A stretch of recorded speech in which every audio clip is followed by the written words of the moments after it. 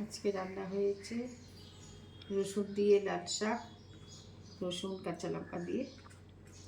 আচ্ছা, আর সাথে সাথে হচ্ছে রুই মাছ, আলু আজকে দিয়ে ডাঁটা ননভেজ। দিয়ে, হ্যাঁ ডাঁটা দিয়ে পাটা মাছ আর রুই মাছের ঝোল একসাথে করে দিয়েছি। বাহ, হচ্ছে রসুন দিয়ে শাক, লাল শাক, লাল শাক ভালো লাগে, ভালো লাগে না? আমার তো শুধু শাক দিয়ে খাওয়া হয়ে যায়, এক পদ খেতে হয় না, তাই কিন্তু ভাল লাগে আমার।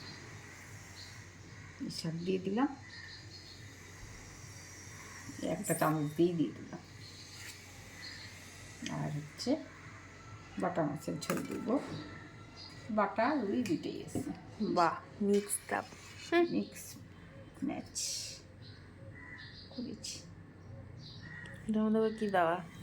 এটার মধ্যে আলু আর হচ্ছে ডাঁটা, কচি কচি ডাঁটার আগাগুলো দিয়ে দিচ্ছি।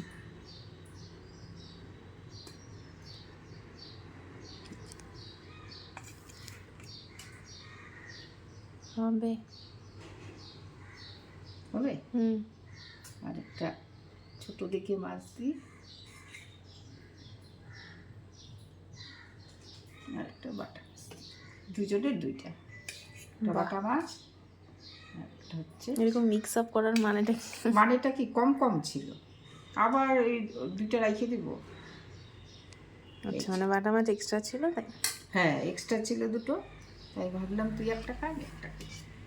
বাহ, এই যে আজকে আমাদের দুপুরের ভাজাও